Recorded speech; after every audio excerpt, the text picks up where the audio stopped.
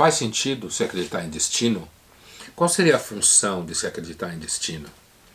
A ideia de destino, pelo menos aqui no Ocidente, ela é muito antiga, vem desde a Grécia. Existe até um termo grego que aqueles cristãos do começo do cristianismo, conhecido como gnósticos, uma heresia pessimista, que achava que o Deus que criou o mundo é mau e tal, que é uma palavra grega heimarmene, que significa destino, ou seja, um destino do qual você não escapa, né? Está traçado. E isso faz parte do universo pessimista em que o homem não teria liberdade porque a vida dele está traçada. Então, normalmente, quando a ideia de destino entra em cena, ela entra para eliminar o que a gente chama em filosofia de livre-arbítrio. Esse destino pode ser alguma coisa traçada pelos deuses, ou esse destino pode ser uma coisa do tipo, um pouco como Freud entendia, que é um destino psíquico, né? Da sua história do inconsciente e na forma que seu sintoma é estruturado. E aí você repetiria para sempre. De qualquer forma, se a gente perguntar se faz sentido acreditar em destino, eu pessoalmente não acredito em destino.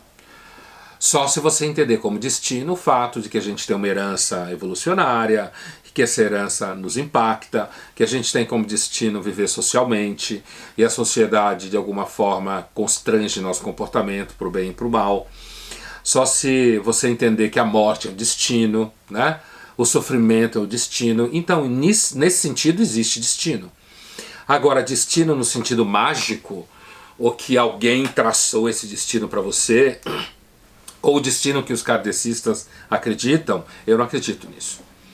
Eu acho que, inclusive, a vida não tem nenhum sentido maior, porque se tivesse um sentido maior, talvez isso fosse um destino. Algumas pessoas acreditam em destino como uma espécie de missão. E aí a pergunta, qual seria o sentido de acreditar em destino? Eu acredito que o sentido é você achar, então, que alguma coisa não está na sua mão, né? Que você não é responsável por tudo. E aí vem uma coisa interessante, que é muitas pessoas se sentem acompanhadas quando existe destino ou missão, né? Porque então parte do que te acontece está traçado, você não é responsável, ou existe alguém, ou um grupo de deuses, ou o cosmos, o universo, como hoje em dia está na moda falar, estaria acompanhando você na medida em que ele traçou o que você tem que fazer. Isso daí, no sentido astrológico também, isso daí faz com que, por exemplo, algumas pessoas achem que encontrar alguém foi destino. Então isso é um tipo de papo que muita gente usa em cantada, né? Foi o destino te encontrar, o destino queria que a gente se encontrasse. Então qualquer papo num bar pode se transformar em um fenômeno cósmico, astrológico. Veja bem, não acho que dê para dizer com certeza que não existe nenhum destino. A gente não pode garantir que não existem deuses, que não existe vida após a morte, não dá para garantir. Mas eu acredito que o principal sentido de se acreditar em destino é diminuir a sua responsabilidade pelo que acontece, certo? No primeiro momento, e no segundo momento, fazer com que você sinta que você não está só, que alguém te acompanha, alguma coisa te acompanha, e portanto a sua vida não é só aquela coisa de acordar de manhã, tomar café, ter que trabalhar, e quando você não tem então esse destino, você estaria jogado num mundo que não faz diferença entre você, átomos, cachorros e gatos.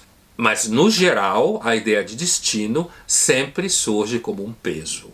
O destino do pecado, o destino do julgamento final, o destino das moiras na tragédia grega, é sempre uma limitação da liberdade.